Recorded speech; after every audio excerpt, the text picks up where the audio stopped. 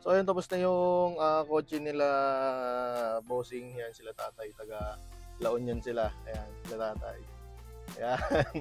Satisfied customer si tatay. So ang issue kasi nito, pagka nag-aircon, bagsak yung minor, tsaka yung RPM niya bagsak din kahit walang aircon. So ngayon, inayos natin yung idle niya. Pag ni-rev natin, yan, okay na yung minor niya. So 850 ang ginawa nating RPM sa kanya kasi maayos naman yung makina ni tatay. Hindi naman kailangan ng ganun kataas na RPM. So pag in-aircon natin ngayon, ayan, pumapalo yung yung ano niya, RPM, nagwa 1,000, tapos babalik sa 900, testing natin.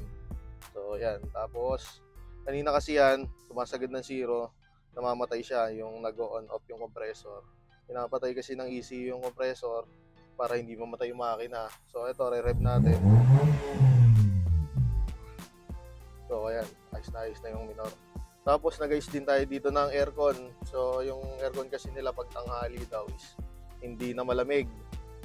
So pinalitan natin siya ng laminated na condenser. Tapos yung evaporator kasi niya is naka-laminated na din. Tapos inayos na rin natin yung wiring ng fan. Tapos nagpalit din tayo ng high speed fan. So pakita natin sa inyo yung mga pinalitan.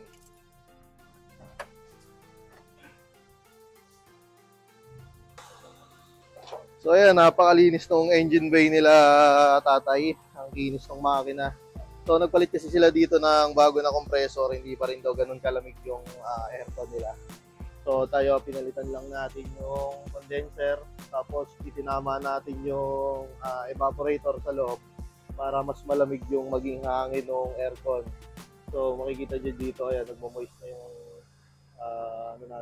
aircon. Sobrang lamig din niya pati sa loob. Tapos yung minor niya, ayos na din. Okay na din. Pati timing, inayos na rin natin yan. Tsaka nag-cleaning na rin tayo ng IACV. So, bossing, tatanungin kita. Tay, dati di ba pag anong problema nito dati, no? Dati kung namamatay yung makina ko. Alin, yung makina? Makina ko, in-aircon ko siya. Oh. Bumabalik yung kanya, yung idle niya. Pagka nagpakuan, bumababa. Namamatay. Oo, namamatay. Ngayon, pinagawa ko ay ayos. Ayos na ba? Umahataw. Testing. Testing.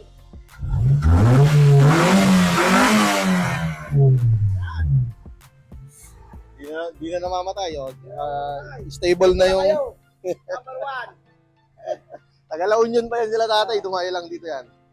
So, silang dalawa ni Bossing. Ano nyo po si... anak niya. Ayun. Nakita daw tayo saan? Sa TikTok. Sumasayaw sayo. So, yun. Okay. Thank you po, Tay.